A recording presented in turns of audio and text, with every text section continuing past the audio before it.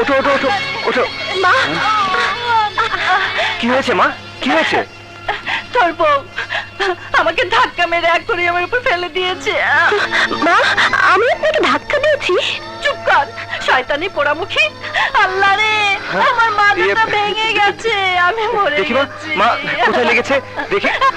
আর দেখতে হবে না, ওই বউকে আমি কাল সহ্য করতে পারিনি বলে সকাল থেকে আমার সাথে উঠে পড়ে লেগেছে। মা, এরকম জঘন্য মিথ্যে কথা বলবেন না। আপনি তো... হ্যাঁ হ্যাঁ, আমি তো নিজেই পড়ে গেছি। আল্লাহ গো, এ কথা আমাকে শুনতে হলো। পোড়া কপাল আমার, নিজের একমাত্র ছেলের বউ, সেও আমাকে এভাবে ধাক্কা মারলো। আমার মরণ ছাড়া কোনো উপায় নেই। আর সহ্য হয় মা, না। ডাক্তারকে খবর দেবো? রাখো তোমার ডাক্তার। তুমি এমন করে আমাকে দেখছো কেন? তুমি কি মায়ের কথা বিশ্বাস করেছো? তুমি কি বিশ্বাস করেছো আমি মাকে ধাক্কা দিয়েছি? সজীব, সজীব, আমি তোমাকে ছুঁয়ে বলছি, আমি মাকে ধাক্কা দিয়ে ফেলে দেইনি। আমি মাকে ধাক্কা দিয়ে ফেলে দেইনি।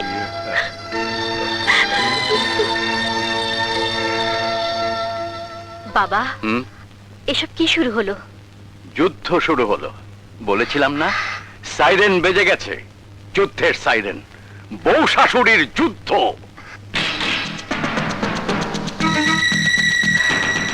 মা সকালে যে অভিনয় করেছে, যেভাবে আমাকে সবার সামনে দোষী বলে প্রমাণিত করতে চেয়েছিল, সেভাবে আমাকেও তার জবাব দিতেই হবে।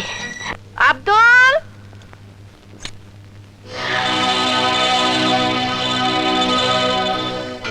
মা,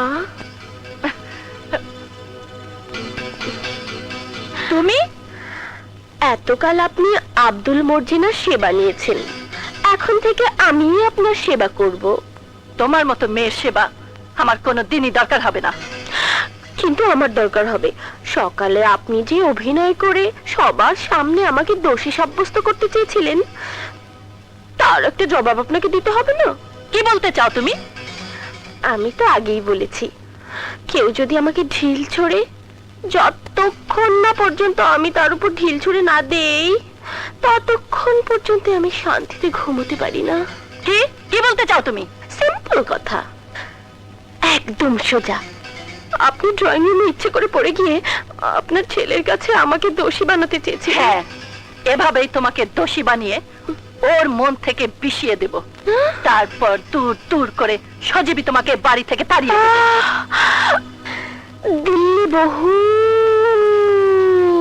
দূরে মা, আপনার এই কল্পনা কল্পনাই থেকে যাবে, কোনোদিনও বাস্তবে সম্ভব হবে না। আপনি চলেন ডালে ডালে, আর আমি চলি পাতায় পাতায়। তাই নাকি? হ্যাঁ, এই দেখুন।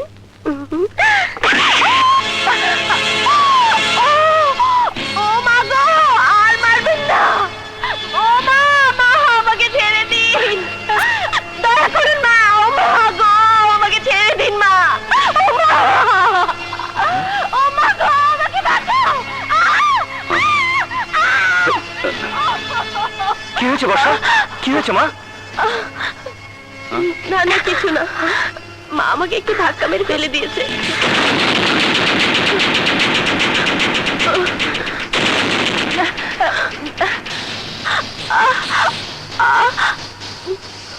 মা, তুমি ভাবিকে এভাবে... না, এ সব মিথ্যে কথা। হ্যাঁ, সব মিথ্যে কথা। কেন শুধু শুধু মাকে দোষারোপ করছো? ওনার ইচ্ছে হয়েছে আমাকে মেরেছে, আমি কিছু মনে করিনি বাবা। ওগো, ওগো চলো।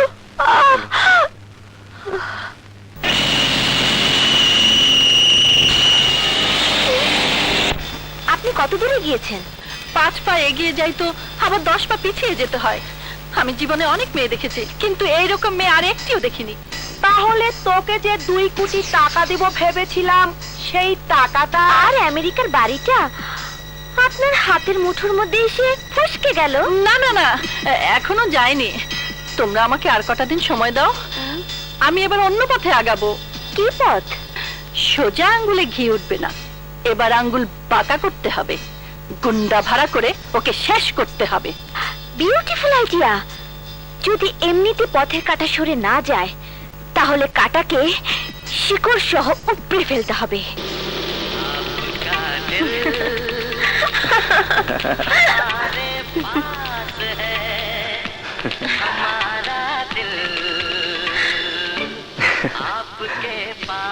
কোথায় নিয়ে যাচ্ছ?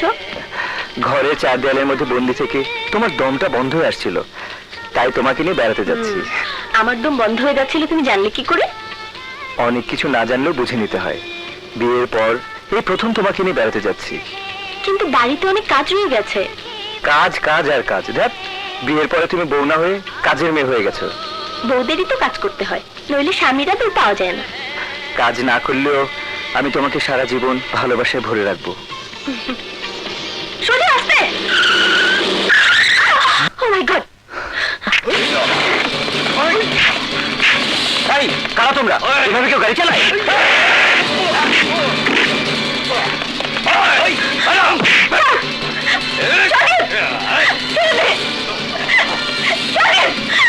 ছাড় বলছি।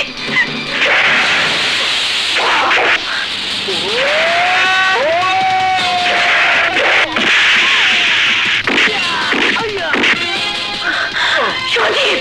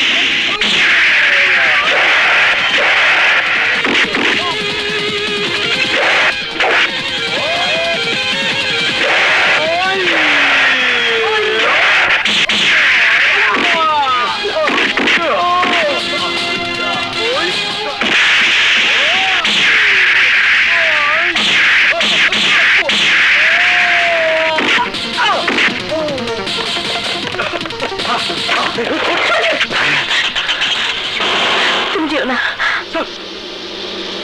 ওরা কারা? কেন তোমাকে মারতে চেয়েছিল? আমি জানি না, তবে আমি বুঝতে পারছি তোমার পথ থেকে আমাকে সরিয়ে দেওয়ার চেষ্টা করছে কেউ। কে? যে গুন্ডা আমি ভাড়া করেছি তারা হয়তো এতক্ষণ বর্ষাকে মেরে তাদের কাজ শেষ করে ফেলেছে। এবার সজীবের সাথে তোর বিয়ে দিয়ে আমি আমার ওয়াদা পূরণ করব। মা, ওই 2 কোটি টাকা কিন্তু রেডি রাখিস। মা!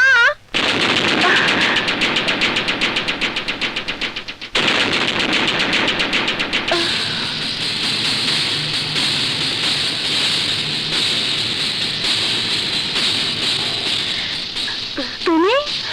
হ্যাঁ মা, আমি আপনার বৌমা। আমাকে দেখে আপনি চমকে উঠলেন কেন? না না, চমকে উঠবো কেন?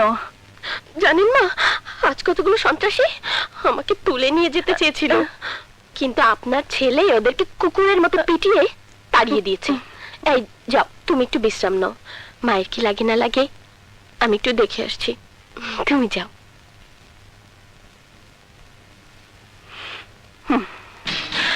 আপনি যে গুন্ডাদের ভাড়া করেছিলেন তারা আমাকে মারতে পারেনি, আর পারবেও না। একটা কথা মনে রাখবেন মা, যদি আমি ইচ্ছে করে না যাই তাহলে কোনো শক্তি আমাকে এ বাড়ি থেকে তাড়াতে পারবে না। আর হ্যাঁ, আপনার ছেলেকে আমি জানতেই দিইনি যে কাজটা আপনার, কারণ এটা মা ছেলের যুদ্ধ নয়, এটা বউ শাশুড়ির যুদ্ধ। এই যুদ্ধে আপনি পরাজিত হবেন, এটা আমার চ্যালেঞ্জ।